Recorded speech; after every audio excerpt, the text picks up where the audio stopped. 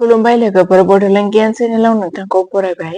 5 November 2025 गोबां राशिफोरनि थाखाय गोदान मिजिं लानानै फैगोन। बबे राशिया केरियार, रां, सावस्रि आरो नखरारि जिउआव जाफुंसार जागोन आरो सांग्रां थानांगोन, फै राशिफोरखौ मिथिना लानि। बेनिखायनो भिडिअखौ जोबजासिम नायथार आरो चेनेलखौ लाइक, शेयार आरो साबस्क्राइब खालामनो दाबाव। मेष राशि। दिनै हरखाब रां फैनाया नोंथांनि बिलफोर आरो हरखाब खरसाफोरखौ सुफुंनो हागौ। नोंथाङा गावनि लांदां समखौ गथ'फोरनि लोगोआव रंजानायाव हगारनांगोन। मोजां मोनग्राफोरा नखरनि मोनदांथिफोरखौ बांद्राय सानगोन। गोनांथार बिथांखिफोरखौ समाव फोजोबनानै नों जिउ राहायारि महरै गोबां मुलाम्फा खालामनो हागोन। गुबुनखौ मदद खालामनायाव गावनि सम आरो गोहोखौ बाहाय, नाथाय बैफोर बाथ्राफोराव बाहागो लानो नाङा जाय नोंथांजों जेबो सोमोन्दो गैया। वृषभ राशि। नोंथाङा माखासे गेलेनाय आखुथायफोरखौ रंजानो हागौ जाय नोंथांनि देहायारि फिटनेसखौ लाखिगोन। जायखिजाया गोलाव समनि रां थिसननायनिफ्राय गोजानाव था आरो बायजोआव थांनो नाजा आरो सावस्रिनि मोजां लोगोजों माखासे गोजोनथाव बुब्लिफोर हगारनो नाजा। फरायनायनि खर्सा खालामनानै बायजोनि खामानिफोराव बांद्राय बाहागो लायोब्ला नोंथांनि बिमा-बिफानिफ्राय रागा जोंखांनाय सोमजिनो हागौ। गावनि बिमा-बिफाखौ गोजोन होनो थाखाय मोन्नैखौबो समानथि खालामनाया साबसिन। दिनै रमान्सनि थाखाय जोबोद जेथोगोनां जिउ। जुदि नोंथाङा गोबाव समनिफ्रायनो खामानियाव सोरखौबा रायज्लायनो नाजागासिनो दं, अब्ला दिनै नोंथाङा खाफाल गोनां जानो हागौ। सोरबा सानस्लाबै आलासिनि थाखाय नोंथांनि सानथांखिफोरा गाज्रि जानो हागौ, नाथाय बेयो नोंथांनि सानखौ बानायगोन। मिथुन राशि। नोंथाङा माखासे दुखु मोननायजों मोगा-मोगि जानांनाय समाव जोबोद साहस आरो गोहोखौ दिन्थिनो नांगोन। नोंथाङा गावनि आसाबादि आखुजों बेफोरखौ गोरलैयैनो फेजेननो हागोन। दिनै सोरबा खाथिनि बाहागिनि हेफाजाबजों नोंथाङा गावनि फालांगियाव मोजाङै मावनो हागोन, जाय नोंथांखौ रांखावरियावबो मुलाम्फा होगोन। गावनि नोजोराव आदार जा आरो गावनि नखरनि सोद्रोमाफोरजों मोजां मोननायनि बुब्लिफोर हगार। मोनाबिलियाव लोगोफोरजों बाहेरायाव थाङोब्ला इन्टारेस्ट रमान्स नोंथांनि लामायाव फैनो हागौ। खामानि मावनायाव गोब्राब समफोरा लोगोफोरनि हेफाजाबजों बारलांगोन। बे नोंथांखौ गावनि जिउ राहायारि गोहोखौ मोनफिननो मदद होगोन। जुदि नोंथाङा दिनै शपिं खालामनो थाङो, अब्ला नोंथाङा गावनि थाखाय मोनसे मोजां ड्रेस मुवा लानो हागौ। दिनै नोंथां आरो नोंथांनि जिउनि लोगोरिया मोनसे मोजां खौरां मोननो हागौ। कर्क राशि। नोंथांनि गोसोआ मोजां मुलाम्फाखौ नाजावगोन। दिनै नोंथाङा रांखान्थि सामलायनाय आरो रां दोनथुमनायनि सोमोन्दै गावनि नखरनि देरसिन सुबुंफोरनिफ्राय बोसोन लानो हागोन आरो बेफोरखौ नोंथांनि सानफ्रोमबोनि जिउआव बाहायनो हागोन। लोगोफोरजों हाबा मावनाया गोजोनथाव जागोन, नाथाय खर्सा खालामनो गोसो जानाङा। नोंथाङा खालि पेकेटजों न'सिम सौहैगोन। नोंथांनि अननाया मोनसे गोदान जौथायाव सौहैगोन। साननि जागायनाया नोंथांनि अनलायनायनि मिजिंफोरजों जागायगोन आरो गावजों सिमांआव जोबहैगोन। गोदान फालांगिया गोसो बोनो हानाय जागोन आरो मोजां फिथाइनि मिजिं होगोन। गावनि लांदां समखौ मोजाङै बाहायनो थाखाय नोंथाङा मानसिफोरनिफ्राय गोजानाव थानांगौ आरो जायखौ नोंथाङा मोजां मोनो बेखौ खालामनांगौ। बेबादि खालामोब्ला नोंथाङा नोंथांनि जिउआव माखासे मोजां सोलायनायबो लाबोगोन। सिंह राशि। नोंथांनि गोसो बोनो हानाय आरो आखुथाया नोंथांखौ माखासे गोदान लोगो बानायनायाव मदद होगोन। दिनै नोंथाङा नोंथांनि जिउआव थार अननायखौ खोमागोन। जेबो गिनो नाङा, समजों लोगोसे गासैबो सोलायो। नोंथांनि रमान्टिक जिउआबो सोलायगोन। नोंथांनि जिउ राहायाव रोंग'थिखौ आनजाद नायनाय जागोन। लुबैनाय फिथाइ होनो थाखाय नोंथाङा गावनि नाजानायखौ एकाग्र खालामनो नांगोन। बे राशिनि सुबुंफोरा दिनै गावनि थाखाय सम दिहुननो नांगोन, मानोना बांद्राय खामानि मावनाया नोंथांखौ गोसोआरि नारसिननो हागौ। नोंथां आरो नोंथांनि लोगोरिनो नोंथांनि हाबा जानाय जिउनि थाखाय थारैनो माखासे जायगा नांगौ। कन्या राशि। नारसिननायनि जाहोनाव फिसा-फिसौ बेराम जानो हागौ।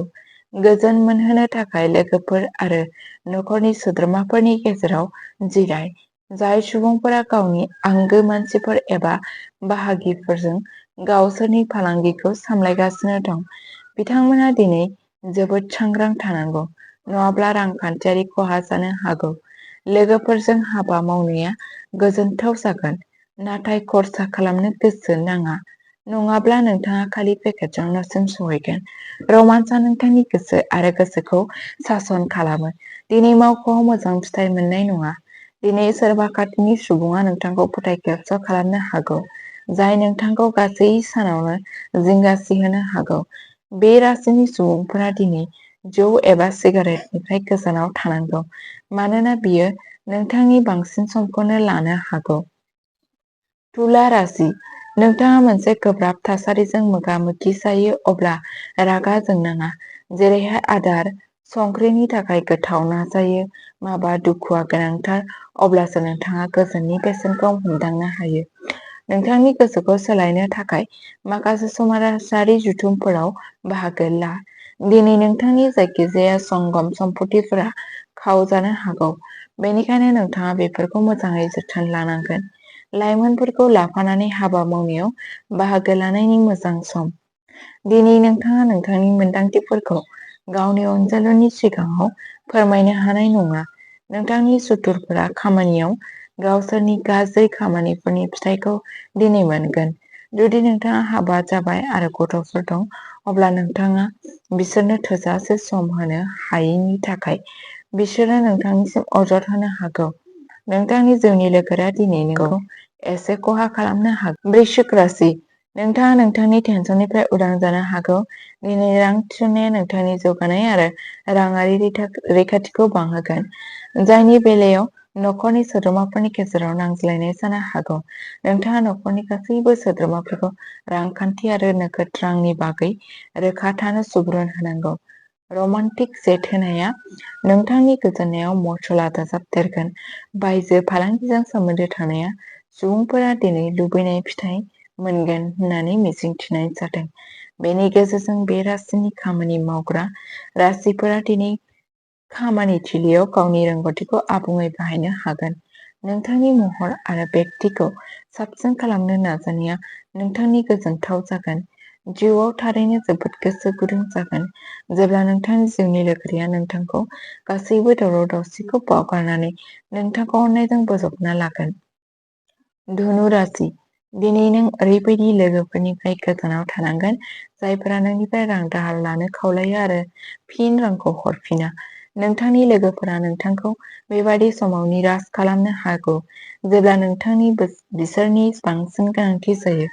मोजां जिउआव मोजांनि थाखाय थानांगोन। जेसेबांनो नोंथाङा मोनसे मोजां जौगानो, गुबुनफोरा नोंथांनि समखौ बांद्राय दाबि खालामनो हागौ। नोंथाङा बिसोरनि फारसे जेबो खोथा होनायनि सिगां थि खालामदि नोंथांनि खामानिया गोहोम खोख्लैनाया आरो लोगोसे बिसोरो नोंथांनि दया आरो उदारथिनि मुलाम्फा लायाखै। नोंथांनि बिबुंथिनि थाखाय सोंनायाव लाजिनो नाङा, मानोना बेनि थाखाय नोंथांखौ जोबोद बाख्नायनाय जागोन। दिनै नोंथाङा बुजिगोन दि नोंथांनि जुलिनि सावरायलायनाया गासैबो समायखिरा सैथोमोन। मकर राशि, नोंथाङा माखासे गेलेनाय आखुथायफोरखौ रंजानो हागौ जाय नोंथांनि देहायारि फिटनेसखौ लाखिगोन। जायखिजाया गोलाव समनि रां थिसननायनिफ्राय गोजानाव था आरो बायजोआव थांनो नाजा आरो गावनि मोजां लोगोफोरजों माखासे गोजोनथाव बुब्लिफोर हगारनो नाजा। फरायनायनि खर्सा खालामनानै बायजोनि खामानिफोराव बांद्राय बाहागो लायोब्ला नोंथांनि बिमा-बिफानि रागा जोंखांनो हागौ। केरियारनि बिथांखि लानाया गेलेमुफोर बायदि गोनां। गावनि बिमा-बिफाखौ गोजोन होनो थाखाय मोन्नैखौबो समानथि खालामनाया साबसिन। दिनै रमान्सनि थाखाय जोबोद जेथोगोनां जिउ। कुम्भ राशि, नोंथांनि गोसो बायनाया नोंथांनि सावस्रिखौ गाज्रि खालामनो हागौ। जुदि नोंथाङा सिगांनि जाथायफोरनि सोमोन्दै सानबाय थायोब्ला जेसेबां हायो एसेबां आराम खालामनो नाजा। नोंथांनि बिमा-बिफाया हेफाजाब होनायाव रांखान्थियारि जेंनाया जोबलांनो हागौ। गथ'फोरा नोंथांनि थाखाय सासुनखौ जोबोद गोब्राब खालामनो हागौ। बिसोरनि गोसो जानायखौ लाखिनो आरो जायखिजाया नाङा-फाङा नारसिननायनिफ्राय बारग'नो थाखाय अननायनि हाथियार बाहाय। गोसोआव लाखि, अननायआ अननायखौ जोनोम होयो। नोंथांनि अनजालुनो बेले-बेजे आखु नोंथांनि गोसोखौ गाज्रि खालामनो हागौ। लोगोफोर नोंथांखौ खामानियाव डायनामिक आरो दावगालु सोलायनाय लाबोनो मदद होगोन। नोंथाङा गोख्रै खामानि मावनो थाखाय गावखौ थुलुंगा होनांगोन। सिङाव थानाय सुबुंफोरखौ गोब्राब खामानि मावनो थुलुंगा होयोब्ला मोजां फिथाइ मोनगोन।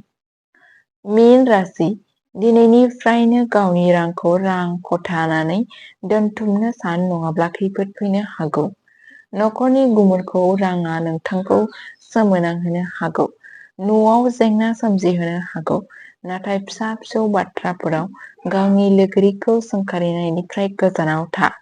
गावनि खामानियाव रोखोमसे सानस्रिगोनां लोगोफोरनि मदद ला। बिसोरनि थि समाव हेफाजाब होनाया नोंथांनि थाखाय गोनांथार आरो मुलाम्फा गोनां जागोन। मेडिकेल ट्रान्सप्रिटनि थाखाय जोबोद मोजां सान।